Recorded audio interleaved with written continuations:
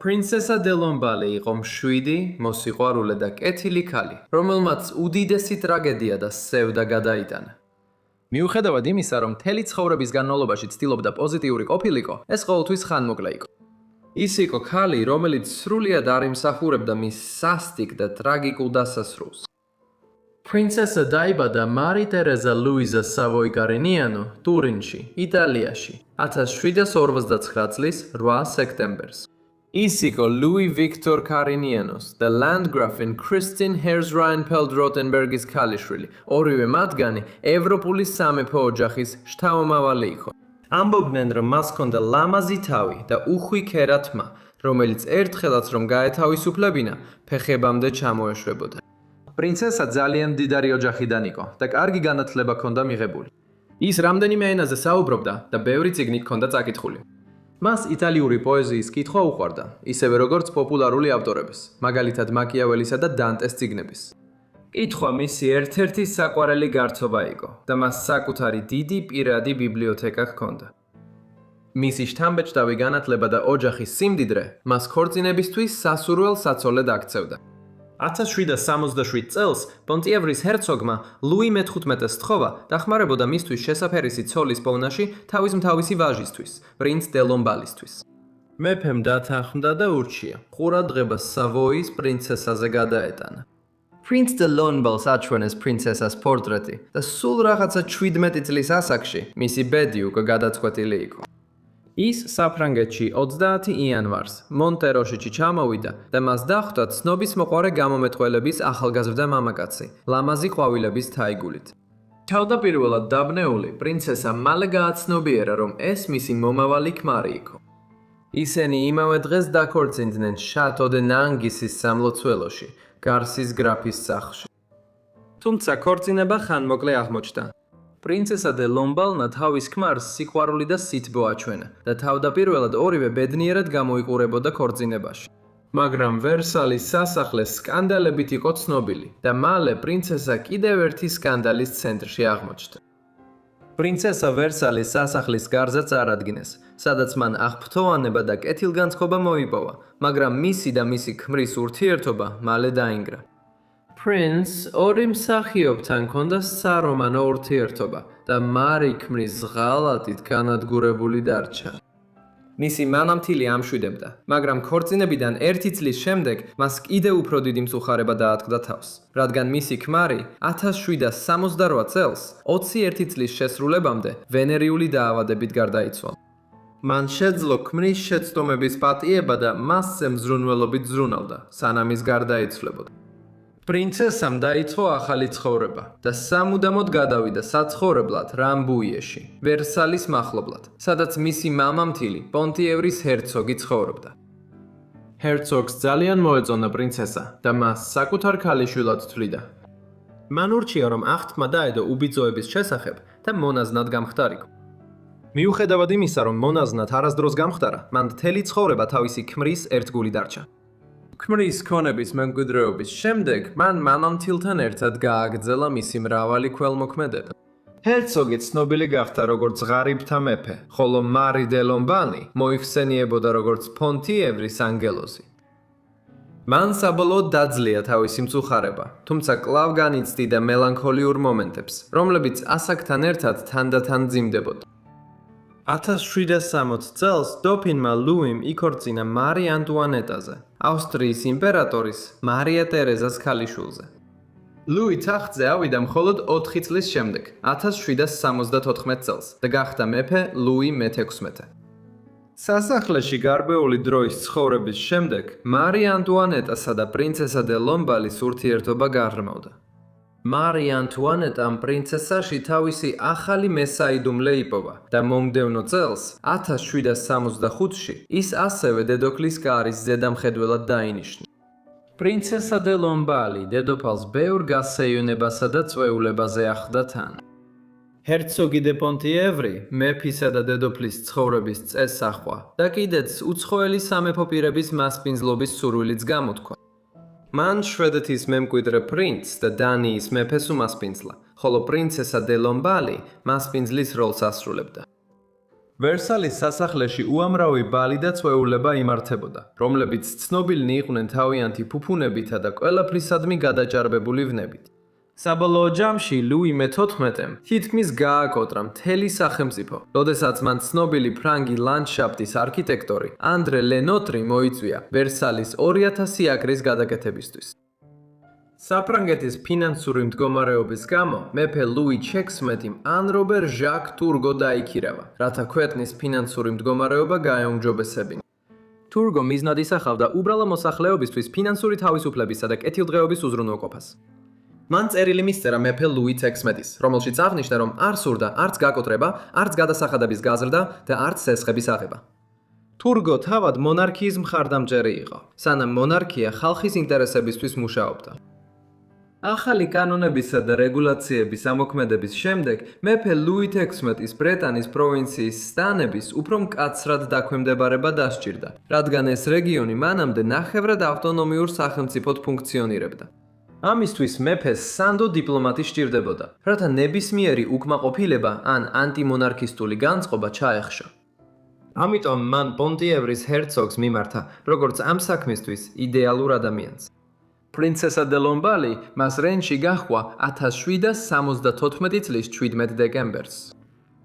მათი ვიზიტი რეგიონში დიდი წარმატება იყო და თავად პრინცესამ მოახერხა რეგიონის მოსახლეობის გულების დაპყრობა. პრინცესა დე ლომბალი ვერსალის კარს 2 თვე იყო დაშორებული და დედოფალი მარი დიდი მოუთმენლობით ელოდა მის დაბრუნებას. როდესაც სიხარულით გაიგო, რომ პრინცესა მოსალოდნელზე რამდენიმე დღით ადრე ბრუნდებოდა სახლში, დედოფალმა სთხოვა მას პირდაპირ ვერსალში დაბრუნებულიყო. მას შემდეგ, რაც პრინცესა დე ლომბალი ვერსალში შევიდა, გაოცებული დარჩა, როცა დაინახა, რომ დედოფალს მისი პორტრეტის დახატვა უბრძანებია მინის ზედაპირზე, რომელიც იმ ოთახში იყო მოთავსებული, სადაც დედოფალი ყველაზე მეტ დროს ატარებდა. თუმცა მას შემდეგ, რაც პრინცესამ თავისი თავისუფალი დროის დიდი ნაწილი დედოფალთან ერთად გაატარა, მისი აზრები და ინტერესები სხვაგან გადაინაცვლა. პარიზელებს ყველაფერი ზებუნებრივი უყვარდათ.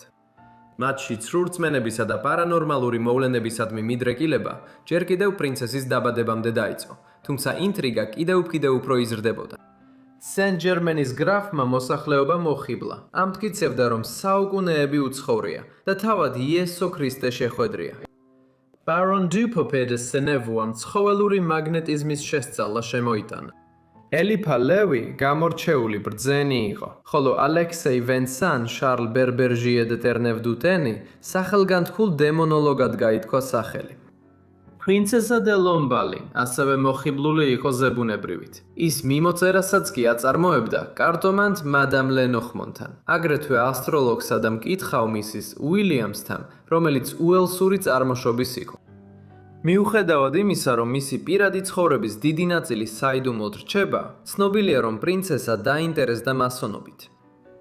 1767 წელს ის გახდა ლოჟა დე კრანდერის წევრი და ქვეყნის ერთ-ერთ ყველაზე პრესტიჟულ წევრად იქცა. და 1791 წელს იგი გახდა მერ ლოჟა დე კორ და დობშენის დიდი ოსტატი. 1765 წელს მასობრივი აჯანყება დაიწყო. ქვეყნის მოსავალმა წარმოუდგენლად მცირე რაოდენობის მარცვლეული გამოიღო, რის გამოც ქვეყანა სწრაფად აღმოჩნდა საკვების დეფიციტში და მოსახლეობის გამოკვება ვეღარ შეძლო. ხალხმა მონარქია დაადანაშაულა. აცხადებდნენ, რომ მათ სპეციალურად შეინახეს მარაგები საკუთარი თავისთვის, რის გამოც ხალხმა აჯანყება დაიწყო.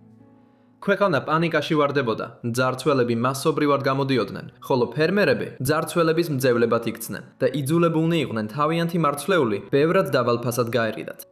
აპრილსა და მაისში აჯანყებულებმა ქაოსი გამოიწვიეს, რასაც მოგვიანებით ყვავილების ომი ეწოდა. ტრაგედია კვლავ დაატყდა თავს პრინცესას, როდესაც 1778 წელს მან ორივე მშობელი დაკარგა. 1785 წელს საფრანგეთის მოსახლეობა სულ უფრო მთრულად განეწყო ტახტისა და მათი ფუფუნების ცხოვრების მიმართ, მაშინ როცა საფრანგეთის დიდი ნაწილი უკიდურეს სიღარიბეში იტანჯებოდა. ხალხს ყოველი შესაძლო უბედურებისთვის საბაბი სჭირდებოდა და ის მარი ანტუანეტში იპოვეს. ის საზოგადოების სიძულვილის ობიექტად იქცა. 1786-დან 1799 წლამდე წლები პრინცესისთვის ტრაგედიების გარეშე იყო და ჰორას უოლპოლის მიერ დაწერილ წერილში ნათქვამია, რომ პრინცესა 1787 წლის შუა პერიოდში ინგლისში სტუმრად ჩავიდა. თუმცა საფრანგეთში მდგომარეობა არ უმჯობესდებოდა. მეფე უფრო მეტად თავის ფირად კოლექციებს უთმობდა დროს, ვიდრე ქვეყნის მართვასთან დაკავშირებულ გადაწყვეტილებებს იღებდა. დედოფალი კი უფრო მეტად დიდ თანხებს ხარჯავდა ბრილიანტებსა და სხვა ძვირფას ნივთებზე. ასევე ჰქონდა დიდი ვალები და გადაუხდელი სათამაშო დავალიანებები. 1789 წლის 5 მაისს მეფე ლუი მე-16-მ ვერსალში მოიწვია გენერალური შტატები, რომლებიც 1614 წლის შემდეგ არ შეკრებილან. მან ეს შეხვედრა მოიწვია ახალი საგადასახადო კანონის შესატანად, რომელიც მიწის მფლობელებსა და მდიდარ არისტოკრატებს უფრო მაღალ გადასახადს დააკისრებდა. შეხვედრაზე წარმოდგენილმა საშუალო კლასმა, რომელშიც შედიოდნენ იურისტები და მასწავლებლები, კონსტიტუციის მიღება მოითხოვა. მეფე აღშფოთებული იყო. მას სჯეროდა, რომ მონარქიას აბსოლუტური ძალაუფლება უნდა შეენარჩუნებინა, წესებისა და მთავრობის გარეშე, რომლებიც მის ძალაუფლებას წაართმევდა. ესტატების გენერალური კრების მონაწილეებმა 1789 წლის 20 ივნისს ახლონდებარე ჩოგბურთის კორტზე ფიცი დადეს, რომ სახლში არ დაბრუნდებოდნენ, სანამ მეფე კონსტიტუციის შექმნაზე არ დათანხმდებოდა. 27 ივნისს მათ საკუთარი პარლამენტი ჩამოაყალიბეს, რომელსაც ეროვნული ასამბლეა უწოდეს. ზოგიერთი არისტოკრატი და სასულიერო პირიც ახალ პარლამენტს შეუერთდა.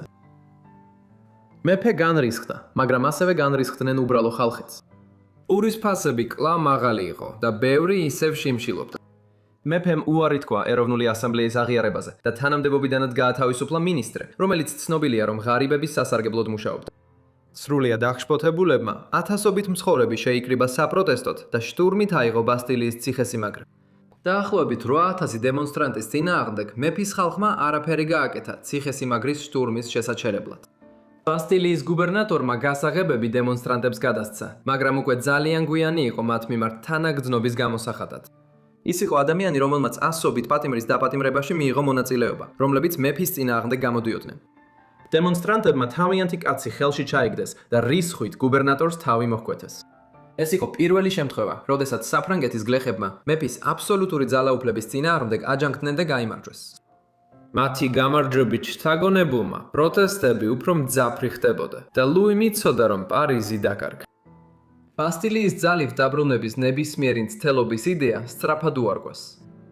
სუდი ხმები გავრცელდა, რომ მეფე ლუი ამზადებდა გეგმებს ეროვნული ასამბლეის სამხედრო ძალით დასაშლელად.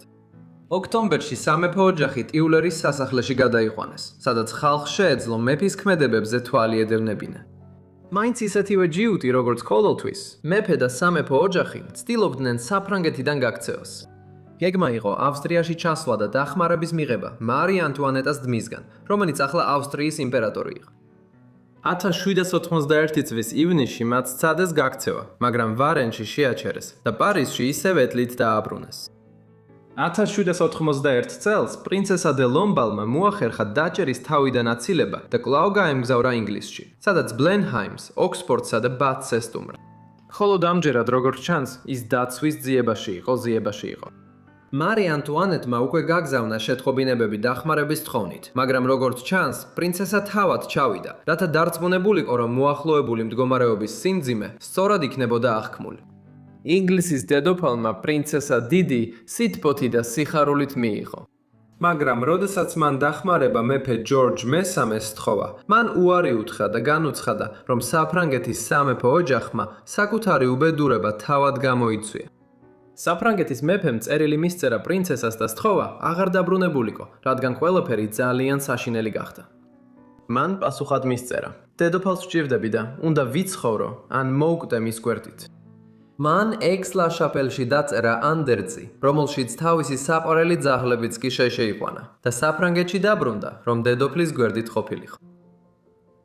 ეროვნულ ასამბლეაში რამდენიმე როიალისტი თანამგრძნობი იყო და მარი ანტუანეტა ვერსალში საიდუმლო შეხვედრებს მართავდა მათთან, როცა ოჯახი პარიზში დააბრუნეს. პრინცესა დე ლამბალი, რომელიც დედოფლის ნდობილად ითვლებოდა, ხალხს ასევე ეჭვი ჰქონდა, რომ იგი ავსტრიელებთან თანამგრძნობად მოქმედებდა. 1782 წლის 10 აგვისტოს მონარქია ოფიციალურად დაამხეს და პრინცესა ტამპლის ციხეში დააპატიმრეს მარი ანტუანეტასთან ერთად. შემდეგ 19 აგვისტოს იგი ლა ფორსის ციხეში გადაიყვანეს. პრინცესას უბრძანეს დაედო ფიცი, რომლითაც მონარქიას და მის საუკეთესო მეგობარს, როგორც საფრანგეთის დედოფალს, უარყოფდა, მაგრამ მან უარი თქვა. 3 სექტემბერს მან სასტიკი სასჯელი მიიღო. მოკლეს სასამართლო პროცესის შემდეგ ის ციხიდან გარეთ გაათრიეს და გაბრაზებული ბრბოს მიერ ხელში დაჭერილი იარაღებით არაერთხელ დაატყეს. თავსა და თვალში დარტყმის შემდეგ ის მუხლებზე დაეცა. მისი სისხლი კაბაზე გადმოიღვარა. შემდეგ მას თავში ძლიერად დაატყვეს, რის შედეგადაც გონება დაკარგა და ბრბომ მისი ტანსაცმელი გახადა და სხეულის დასახიჩება დაიწყო, სანამ ამოსაცნობი აღარ გახდა. ამ საშინელი და ტრაგიკული სცენების შემდეგ მას თავი მოჭრეს და შუბზე წამოაცვეს, რომელსაც ბრბო შემდეგ მარი ანტუანეტას საკნის წინ დაატარებდა. მისი ქველმოქმედება და სიკეთე არაფრად ჩაუთვლიათ. ის მონარქის მეგობარი იყო და მას სხვანაირად არ უნდა მოპყრობოდნენ. მისი გარდაცვალების დროს ის 42 წლის იყო. მადლობთ ყველას რომ უყურეთ ამ ვიდეოს. პრინცესა დე ლამბალის შესახებ. იმედი მაქვს მოგეწონათ. თუ ასეა, დამიტოვეთ ლაიქი და კომენტარი ქვემოთ და თუ ახალი ხართ, რათა არ გამოიწერთ ალხს. დაწმუნდით რომ შეტყობინებები ჩართული გაქვთ, რათა ჩემი ყველა ვიდეო მაშინვე მიიღოთ, როგორც კი აიტვირთება. თუ გაქვთ რაიმე წინადადება, შეგიძლიათ გამომიგზავნოთ ელფოსტაზე ან ჩემს Forgotten Lives-ის Instagram-ზე, რომელიც აღწერაშია მითითებული ქვემოთ. როგორც არ უნდა იყოს, ეს ყველაფერი იყო ჩემგან და შემდეგ Forgotten Lives-ში ისევ გნახავთ ყველას. გმადლობთ